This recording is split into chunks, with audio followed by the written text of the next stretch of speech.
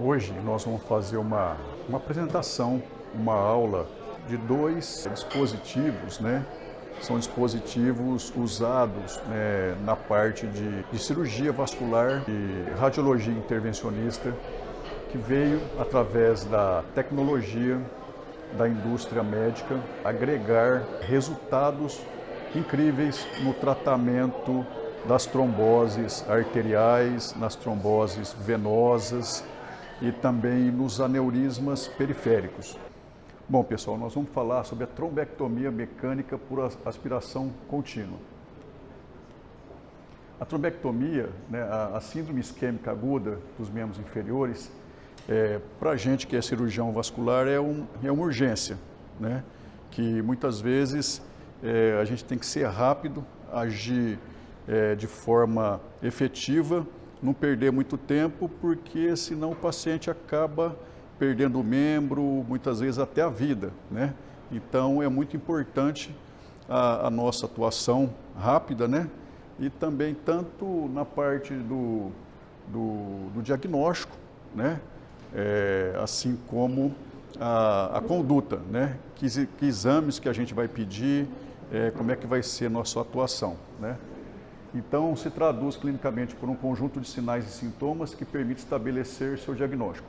Necessita um enfoque terapêutico muito bem estabelecido, conforme etiologia, gravidade e evolução. A embolia, né, que em geral ela é de origem cardíaca, né, a grande parte delas. Então, pode ser por uma fibrilação atrial, arritmia, lesão valvares, aneurismas nos trajetos vasculares, né, no coração também, cardioversão, endocardites, material protéticos, infarto, insuficiência cardíaca que formam êmbolos, né? Corpos estranhos na árvore arterial, né? Células tumorais, gases, também podem embolizar. E a impactação ocorre geralmente numa bifurcação, né? E o mais comum, né, são nas artérias femorais, né? Elas chegam de 35% a 50% dos casos. E a embolia pode ocorrer também a cavaleiro, né, bem na bifurcação da aorta. A trombose. A trombose é uma doença que é ocasionada principalmente pelas lesões ateroscleróticas, né? E também pode estar relacionada aos procedimentos que a gente faz, da parte de endovascular e o pessoal da hemodinâmica, né, que faz a parte cardíaca. Então, a isquemia está relacionada com esses 6P, ausência de pulso, palidez, parestesia, paralisia, dor e hipotermia. A embolia, né, quando a gente tem um quadro embólico, quais exames a gente vai pedir? É a ultrassonografia, né, o Doppler, angiotomografia e arterografia. Aqui eu queria falar um adendo, né, que o que acontece? Nesse contexto da gente usar fibrinolítico, tentar fazer o procedimento endovascular, o que acontece? Às vezes, nós estamos muito habituados a pedir a arterografia, né, logo de cara, mas muitas vezes, se você já está planejando no contexto, no seu exame clínico, né, você já fez um exame clínico, você identificou que aquele paciente ele é um candidato a passar por um procedimento endovascular, né? A angiotomografia, ela é o exame que muitas vezes, nesse momento, ela se torna talvez o primeiro exame. Por quê? Porque nesse momento você faz um exame e não intervém no paciente. Então você não vai fazer uma punção arterial. Porque se você for fazer um tratamento endovascular, muitas vezes você vai precisar né, de um acesso, né, vascular, e depois, se você for usar um trombolítico, alguma coisa assim, você já fez uma arterografia prévia, às vezes 6 horas antes, 4 horas antes, então você já não vai poder muitas vezes trombolizar esse paciente. Então a angiotomografia, né, como ela tem aumentado muito no diagnóstico, tanto eletivo como de urgência, nesses casos também ela é interessante, quando você tem um planejamento de fazer endovascular, não pensando na cirurgia, na embolectomia aberta. E na arterografia, né, a arterografia você vai fazer, evidentemente, no momento que você vai intervir no paciente, né, e a imagem de oclusão em taça invertida, né, com pouca circulação colateral está ligada à embolia. Então, aquela imagem de tarso invertida, a gente não vê circulação colateral, árvore arterial boa, né? Aquele paciente que tem as artérias lisinhas e de repente uma oclusão arterial. Então, a gente sempre vai ficar mais sugestionado a pensar numa embolia, né? E as fontes emboligênicas geralmente vêm do coração, né? Então, fazer um eletrocardiograma e muitas vezes um eco, né? Um ecocardio para tentar identificar se tem trombo ou não no coração. E a trombose também, né? O história e exame físico e a arteriografia mais utilizada nesses casos, né? E no caso tem a doença aterosclerótica envolvida, né? Então, geralmente, né, a gente usa, mais comum usar a classificação de Rutherford, né, que tem a isquemia, né, aguda dos membros inferiores. A categoria 1 refere aos membros viáveis, que não estão imediatamente ameaçados.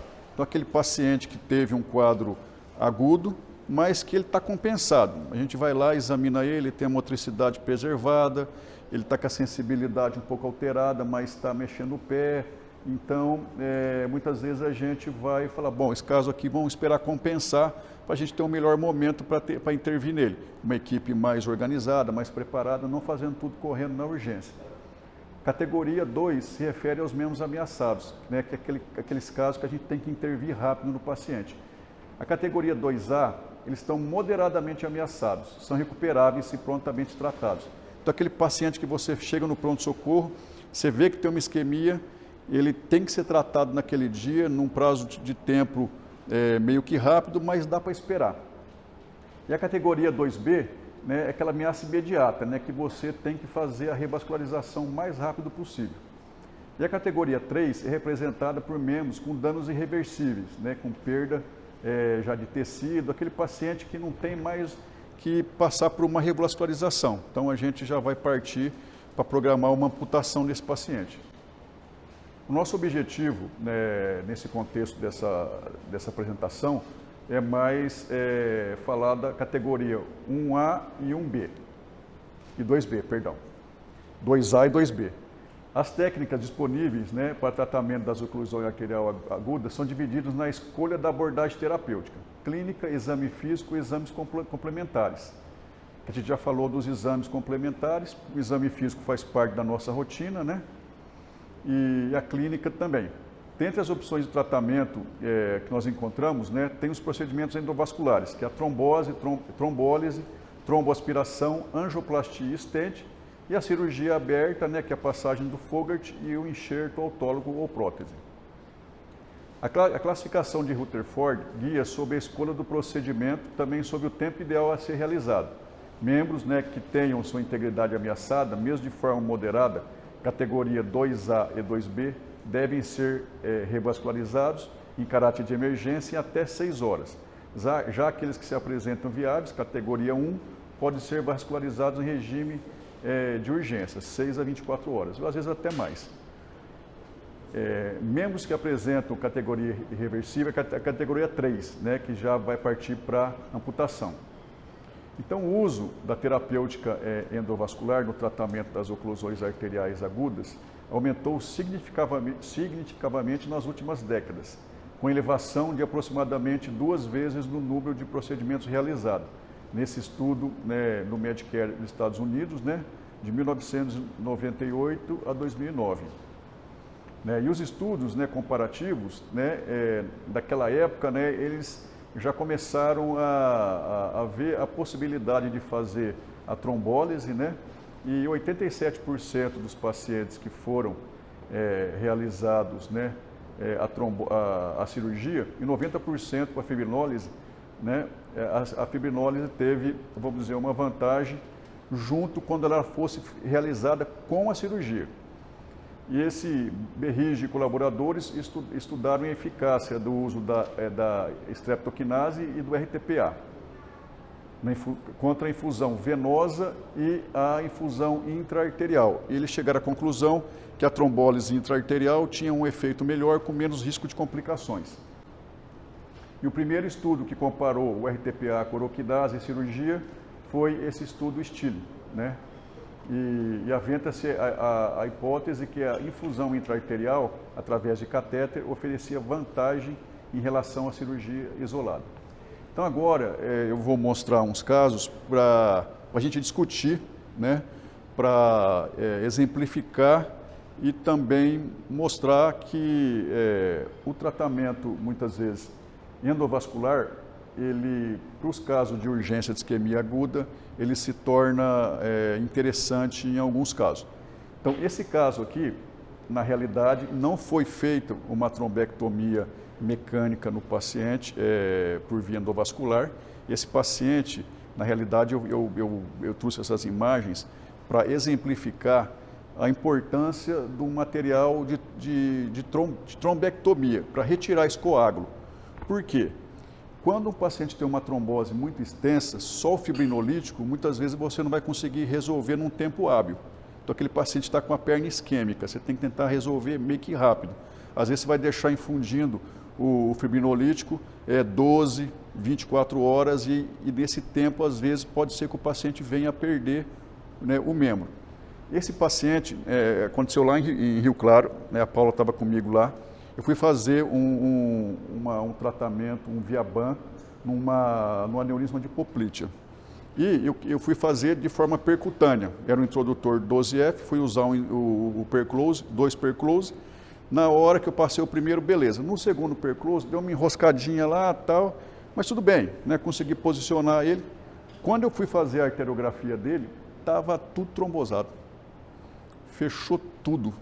E era um paciente eletivo, estava super bem, tinha um aneurisma de poplítea, que é vamos dizer, uma doença relativamente grave. Né? A gente faz um tratamento endovascular desse muito rápido, né? Um Viaban, né? E eu falei, o cara vai perder a perna. Aí nós resolvemos abrir, né, Paula? A Paula me ajudou. E o que acontece? Esse filminho aqui, ele vai mostrar o tanto de coágulo que tinha na artéria do paciente. E quando eu passei o Fogart, ele limpou o vaso, né? Mas o objetivo é mostrar que, o primeiro objetivo, que a quantidade de coágulo é muito grande, tá? Então, olha o tanto. E como estava na sala de hemodinâmica, eu tive a oportunidade de filmar a retirada dos coágulos, né? Então, isso é outra coisa legal, interessante para a gente ver em tempo real, né? O coágulo saindo, aqui o acúmulo de contraste ali em cima, né? E então, para você fazer fibrinólise numa quantidade de coágulo desse tanto, sem fazer uma trombectomia, é meio complicado. Muitas vezes você não vai ter o resultado que você almeja, né? Esse outro caso, é o mesmo caso, tá? Aí eu passei um Fogart um pouco menor, foi até embaixo na perna do paciente, e aí o Fogart passando, né? Que é uma imagem bacana da gente ver. Também, outra coisa interessante que nós como cirurgiões vasculares, a gente tem que procurar lutar com o pessoal dos hospitais, das administrações dos hospitais, para que a nossa sala de hemodinâmica se torne uma sala híbrida, onde a gente consiga fazer as nossas cirurgias também junto com o aparelho de hemodinâmica, que você acaba agregando, vamos dizer, procedimentos que muitas vezes você não consegue fazer com tanta eficiência numa sala cirúrgica convencional. Então, a sala híbrida, então depois do procedimento que passou o Fogart, a arteriografia da perna do paciente ficou desse jeito. Só que lá embaixo estava ocluído e o Fogart não descia mais lá. Então, esse paciente ele ia salvar provavelmente a perna, mas ia perder o pé, tá? Aí, na hora, apesar do paciente estar aberto, não era uma coisa assim, fazer fibrinolítico num paciente aberto, né? Vai sangrar tal, mas como era artéria femoral superficial, ali o subcutâneo, tudo na mão, eu resolvi descer com o microcatéter, né, e comecei a trombolizar ele, tá, com RTPA. Fiz aqui na TP, fui fazendo e, né, começou a abrir a circulação dele. E depois abriu a TP dele, né, não ficou aquela TP linda, mas pelo menos ficou aberta. E depois eu desci na TA, fiz fibrinolítico também, e abriu a TA. Não era o ideal, foi uma urgência, o planejamento não era esse. Ainda bem que o paciente ficou bem, ficou com pulso na perna, saiu, ficou reclamando depois dos hematomas que se formaram. Como foi uma cirurgia aberta, a gente teve que forçar muito lá na urgência, né? E ele depois ficou com uma parestesia no terço médio da coxa, mas ele saiu. Mas o objetivo principal desse filme aqui é mostrar que a vantagem de você fazer uma trombectomia endovascular é o uso do fibrinolítico depois. Por quê? Nesse caso eu não poderia deixar ele infundindo por 12, 24 horas, porque senão ele iria sangrar toda a virilha e virar um rolo. Mas se fosse feito de forma endovascular, a gente poderia, se não tivesse aberto, nós tivemos sorte, ele e eu, por ter aberto, mas se não tivesse aberto, nós teríamos, não haveria possibilidade de eu fazer infusão de fibrinolítico depois por mais tempo. Aí eu passei a endoprótese, liberei ela e consegui fazer o procedimento até o final. Mas foi um puto estresse e, graças a Deus, deu certo. Esse outro caso aqui, é um caso de um paciente que várias pessoas aqui conhecem ele, é o Wagner Françoso, é um cirurgião vascular de uma certa idade, um grande amigo meu lá de Americana, tenho uma relação muito bacana com ele. E daí o que acontece? Um dia ele me ligou e falou: Luiz, eu estou com a perna isquêmica, minha perna está gelada, estou tendo formigamento e eu tenho arritmia, eu estou anticoagulado com xarelto. E daí eu falei: Wagner, vem aqui na hemodinâmica e tal. Eu avaliei ele e como ele estava tomando xarelto, ele era um paciente 1:2, assim, tal, e nós resolvemos falar: vamos esperar fazer o efeito do xarelto, vamos entrar com o Clexane, subcutâneo, e aí nós partimos para o procedimento. Eu tive oportunidade, nesse caso dele, de usar o material da penumbra.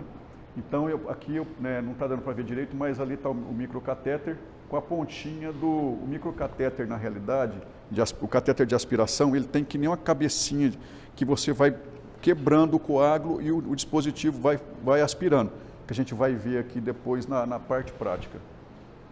E dali, ali está o catéter, está o dispositivo que quebra o trombo, que isso é muito interessante. Você vai fazendo a quebra mecânica do trombo, que isso ajuda muito. A gente também pode ir infundindo fibrinolítico nesse catéter, então você consegue o efeito mecânico e químico, tá? E com a pulsão percutânea, E aí, depois da manipulação, da injeção do trombolítico, abrir o tronco dele, a peroneira e a TP. Aí depois eu fui na TA, entrei com o catéter lá, e da mesma forma, fazendo um pouquinho de fibrinolítico, manipulando com o dispositivo, e aí, ali na TA, e depois a abertura, e o pé dele, ficou, ele voltou principalmente com a circulação na TP, e ele nem, assim, nós resolvemos não manter a fibrinólise contínua nele, e resolveu o problema dele. Ele tá bem, está com pulso no pé e tal.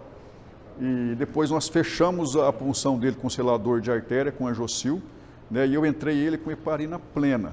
Na realidade, eu prefiro usar mais a heparina contínua do que a heparina com o Clexane de 12. Na realidade, eu uso mais por comodidade o Clexane, mas se for por uso assim de efetividade, eu acho que a heparina contínua tem um efeito anti-inflamatório, antitrombótico melhor. E aí, depois, esse dispositivo a gente pode usar para TVP também e para embolia pulmonar, tá? Então, a Sociedade Brasileira de Cirurgia Vascular, ela indica, que os procedimentos de embolectomia e trombectomia pulmonar, a embolectomia periférica seja feita mais no sistema ilíaco femoral, naqueles casos que o paciente teve uma trombose venosa no sistema ilíaco femoral e ela está entrando no quadro de cerúlia, que ela pode perder o membro, ou muitas vezes uma paciente jovem que ela não está num quadro de cerúlia, mas ela vai ter uma complicação futura muito grande de insuficiência venosa crônica, que vai dar varizes, úlcera.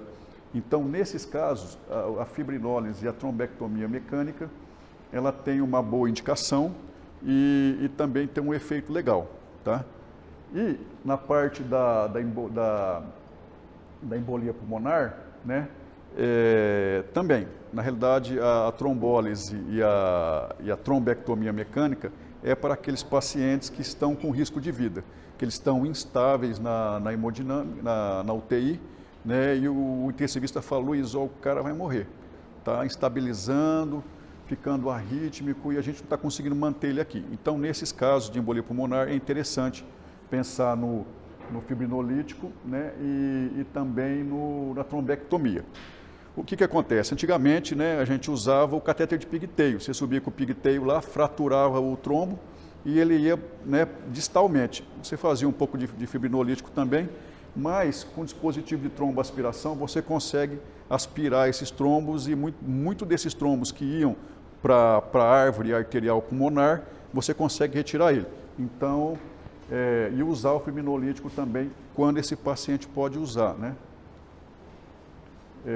Então, eles recomendam, né, tanto o uso do fibrinolítico como a trombectomia nesses casos, né, mais graves, né? Então, esse caso aqui, né, também foi um caso de uma menina jovem, foi feito aqui na Unimed, né? Ela é na Unimed de Piracicaba. Essa menina, ela teve uma oclusão venosa espontânea na gestação do sistema fêmoro, ilíaco e no comecinho da veia cava. Na época ela foi anticoagulada, ela ganhou bebê e depois ela me procurou no consultório, né, não foi eu que acompanhei ela na parte clínica na época da gestação, mas ela estava assim, muito mal. Na realidade ela não tinha uma cerúlea, é lógico que já passou da fase aguda, mas a perna super inchada, ela queixando e tal. Eu falei, olha, vamos fazer uma flebografia para ver como é que está o seu sistema venoso, né? Na realidade, no caso, quando eu vou indicar uma trombectomia, um stent numa paciente que teve uma TVP, eu gosto de fazer a flebografia. Apesar que o Doppler hoje ser um exame de escolha, mas a flebografia dá aquela imagem que a gente consegue ver legal mesmo, toda a árvore venosa. Então essa moça fez uma flebografia, ela tinha uma oclusão na ilíaca, na femoral e principalmente na transição. Essa paciente, eu recanalizei ela, eu fiz uma pré-dilatação com balão, depois passei o stent e fiz uma dilatação do stent. A gente ficou com dúvida se ela tinha um coct ou não, porque até então, antes da gestação, ela não tinha muita clínica de coct. Assim, mais vazinho, mais variz naquela perna, nem queixo importante. Mas o colega que me encaminhou falou, Luiz, eu acho que ela tem coct. Mas não deu para ter certeza, podia ter ou podia não ter.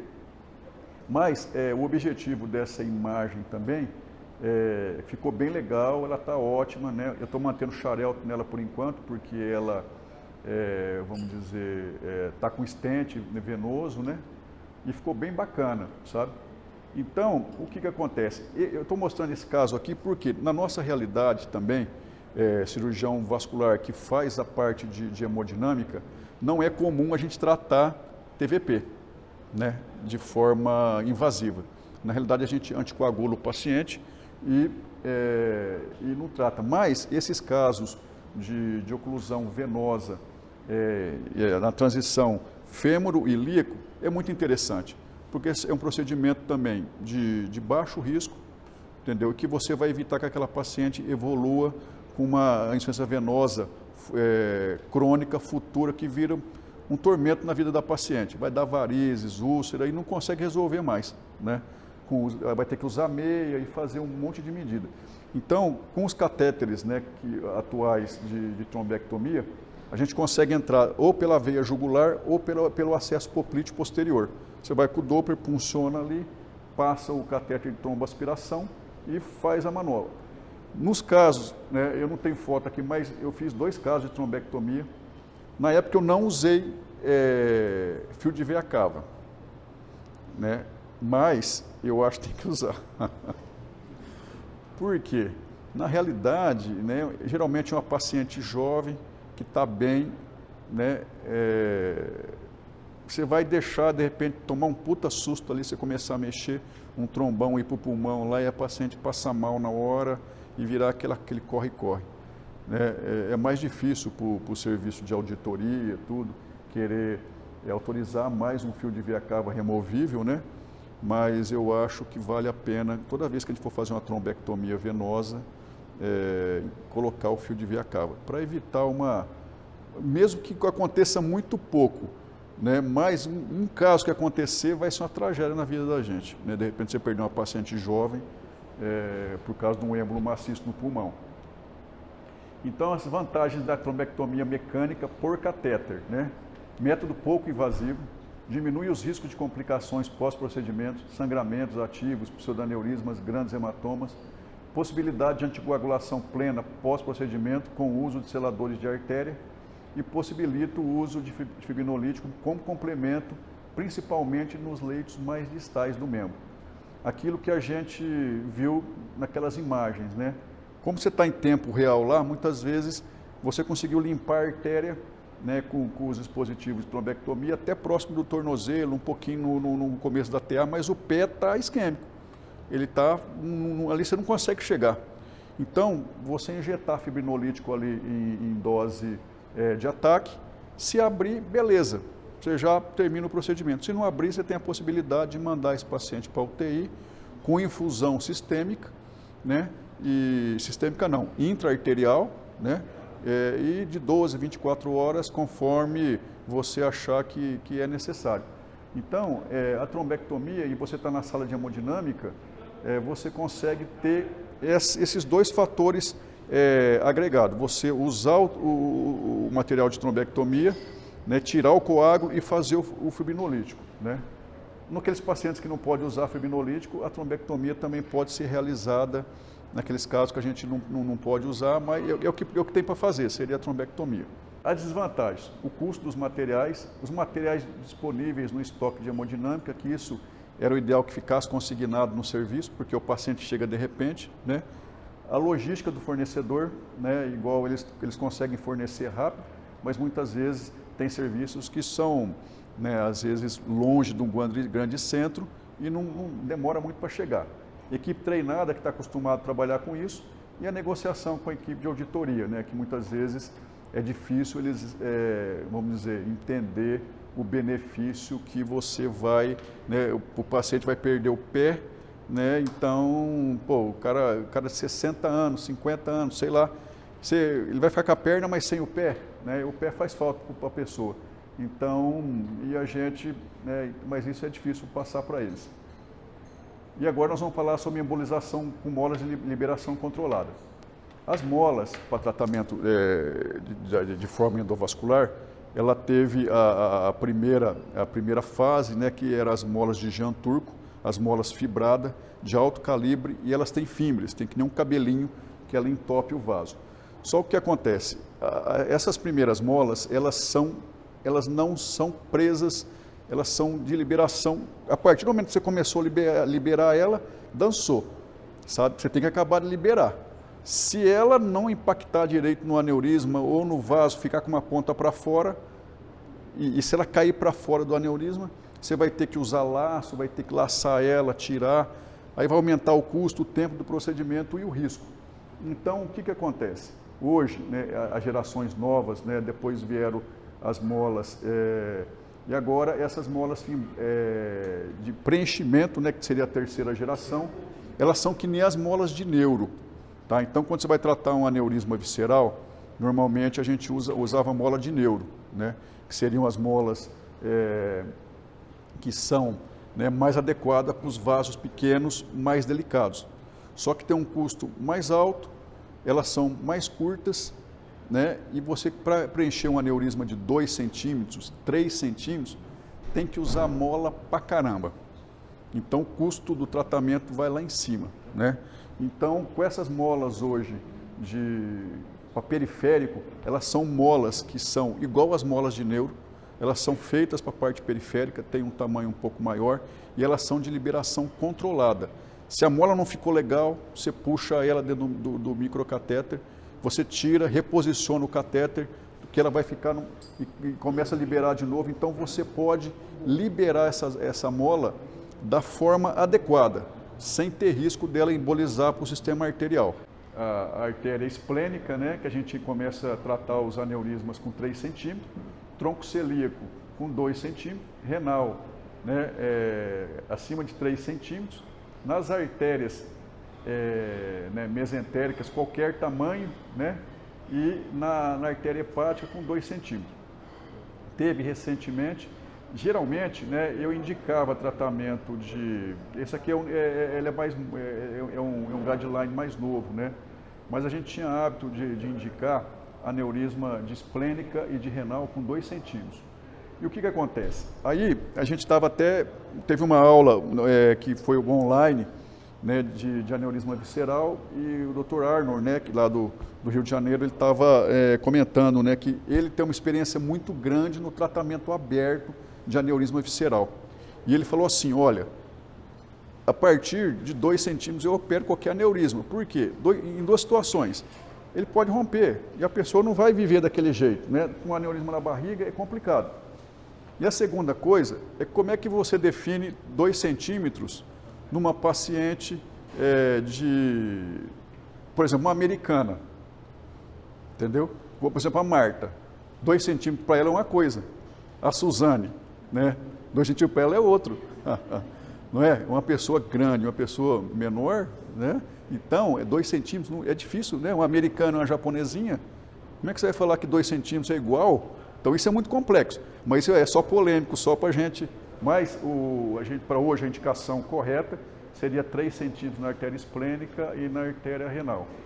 Esse é outro esquema, né? Também só mostrando aquilo lá que já exemplificando, né? E hoje, né, com a técnica radial, a gente consegue tratar esses aneurismas pela radial. Então, esse paciente ele nem fica internado. Você faz o procedimento, foi bem, foi liso, ele dali 2, 3 horas ele pode ir embora para casa, tá? Esse caso é um aneurisma de ilíaca interna, tá? Que eu entrei via radial, coloquei as molas, né? Na realidade, essas molas não foram molas longas, né? Eram molas fimbradas, então eu tive que usar várias molas. Se fosse uma mola, dessas molas mais modernas hoje, né? Por exemplo, da penumbra, eu usaria menos mola. Teria um custo menor do procedimento. Então, o que acontece? Aqui, né, depois da embolização, e aqui é um aneurisma de tronco celíaco. Na realidade, esse senhor aqui, ele é de lá de Rio Claro, ele tinha um aneurisma grande de tronco celíaco, e daí, de difícil acesso. Eu ainda discuti com o Alexandre Anacleto, que ele ia vir operar esse paciente, mas ele falou, Luiz, é ruim, o acesso ruim, o homem é idoso, não sei o quê. Eu fui acompanhando ele, o aneurisma dele cresceu, aí eu resolvi fazer eu pedi um stent também, um stent de neuro, mas como era uma bifurcação, eu ia ter que escolher qual lado que eu ia ter que deixar o stent. Provavelmente eu ia deixar mais para o lado da hepática. Mas eu entrei com o catéter também por via radial e coloquei mola, também foi mola normal, tá? E chegou uma hora que as molas começaram a sair para fora.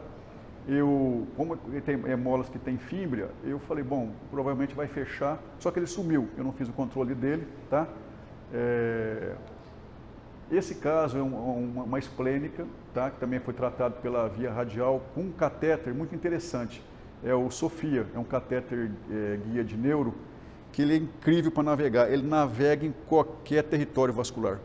E assim, você consegue naquelas artérias mais tortuosas, mais difíceis, você consegue chegar na boquinha do aneurisma, onde você quer levar ele, ele vai. Então esse caso foi um aneurisma de esplênica. Esse aqui foi usado mola da penumbra, que é uma mola de compactação, né? E daí foi feita a embolização e fechou. Ela já fez um controle, vamos dizer, de tomografia, depois eu fiz uma angiografia, não, perdão, ela fez uma ressonância, depois ela fez uma angiografia e o aneurisma dela está fechado. Tá? Foram feitos por vias radiais e também a mola de liberação controlada dá muita segurança para a gente, por quê? Por esse fato de você não liberar ela, quando você solta a mola cai no sistema arterial, aí você tem que laçar. Imagina se uma mola cai aqui, eu tenho que pegar um laço, ir lá e tirar a mola. Se é uma terceira mola, ela já está enrolada na mola lá dentro. Quando você laça ela, você puxa e vem o cacho junto, aí vira aquela porcaria. Então é difícil a gente hoje mostrar isso, muitas vezes para a auditoria. Por quê? O cara fala, a mola da Braille, ela, vamos dizer, É muito mais barata? É mais barata, mas daí, se você tem uma complicação, você pode até perder o órgão do paciente, porque aquele negócio, você colocou 5 molas lá dentro, a última mola, entendeu? A hora que você vai colocar ela, ela sai para fora, você está forçando, ela sai, cai, fica dentro da artéria, ela é fimbrada, ela tem fimbre, ela vai trombosar a artéria, aí você tem que tirar ela, você vai lá com um laço, laça essa mola, vai puxar ela, você puxa o cacho lá de dentro, fecha tudo, entendeu? Então, a gente fica estressado, você corre risco pra caramba, entendeu? O paciente corre risco, mas é difícil, né, a gente trazer isso para a nossa realidade, né, o custo do Brasil, tudo, mas é infinitamente melhor e, enfim. Alguém tem uma... perguntas? Os casos de aneurisma displênica, quando está muito próximo do líquido esplênico, você, agora que eu entendi com a Sofia, você falou que consegue navegar, porque geralmente a dificuldade é chegar lá. Chegar lá. É. Então, com a Sofia, pelo que eu entendi, você consegue... Consegue chegar, é impressionante, cara. Ele é um pouco mais caro que os catéter guia de neuro normal, sabe? Mas, assim, você consegue chegar quase na cerebral média dele, do paciente, sabe? Ele navega naquelas artérias tortuosas que você sabe que você vai ter dificuldade, ele dá um suporte bom, ele é bem hidrofílico, sabe? É um material que eles desenvolveram que é impressionante. Que a gente costuma já indicar com a esplené, né? Para lá distal. Você tem a possibilidade de usar um stent se for balão, né? Mas com as molas de liberação controlada você tem mais segurança, cara. Sobre a artéria esplênica, eu vi poucas vezes esse diagnóstico, mas quando eu vi são todos grandes, o tamanho quase do botãozinho desse fazer aquele. Certo. Tem indicação de fazer? Então, na realidade, né, a indicação de você tratar o aneurisma displênico é a partir do momento que ele chega em 3 centímetros. Até 3 centímetros. Até 3 centímetros.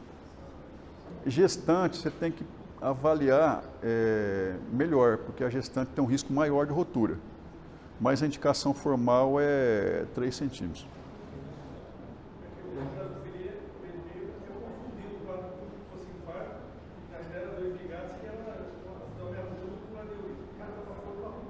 Uhum. E a gente tem que seguir, na realidade, né, esses guidelines, porque, assim, às vezes tem paciente que você quer tratar ele, você olha o aneurisma é feio, mais sacular, ele tem um blebezinho mais para cima, assim, você fala, nossa, a chance de romper é maior. Mas o auditor do convênio vai falar para você, não tem 3 centímetros. Você entendeu? Então ele não vai autorizar. E aí, é complicado, porque a paciente está no seu consultório, se você indica, ele contraindica, você está entendendo? Então, você tem que seguir o guideline, para não dar rolo, sabe? 3 centímetros é o ideal. Num caso que está com dor, às vezes você fez um exame que estava com 2, aí você fez dali 6 meses, foi para 2,8, e a paciente, aí você, às vezes você justificar bastante, conversar, você consegue tratar abaixo do que é estabelecido nesses guidelines, sabe?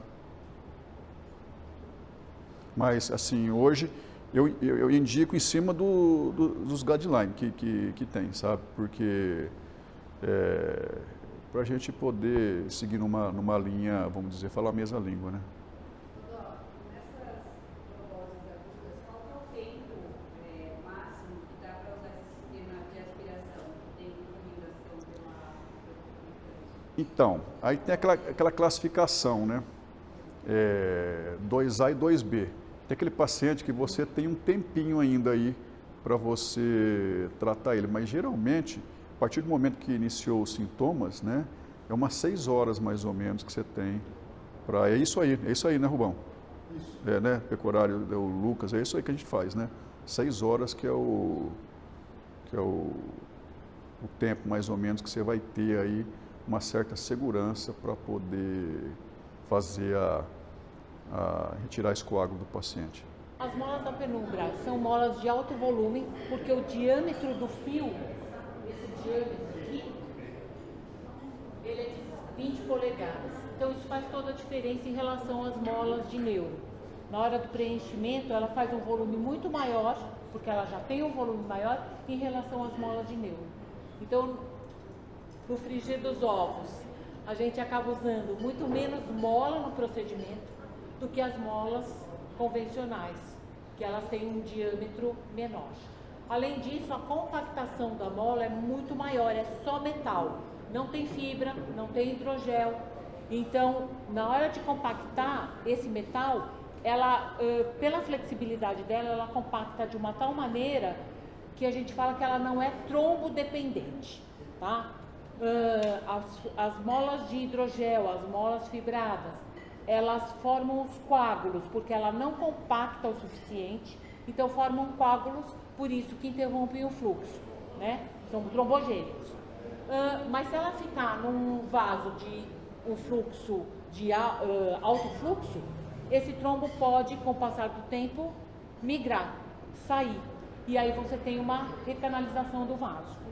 Com a mola de só metal, ela não é o trombo dependente, então isso acaba não acontecendo. É só a compactação da mola. Então aqui, a gente fez a matemática mesmo. Nós testamos fazendo volume mola por mola, tá? Naquele volume da mola que é π, R ao quadrado vezes o comprimento. E nós fizemos uma testagem, nós fizemos uma comparação aqui de todos os tamanhos da mola, tá? Inclusive das concorrentes. Então aqui é a mola da penumbra, a gente pôs o volume, tá? De cada comprimento, sendo uma mola de 20 polegadas, em relação às concorrentes. Quando a gente fala mola 0,18, tá? É aquilo que vem na embalagem, na verdade ela não é 0,18. O que quer dizer uma mola 0,18?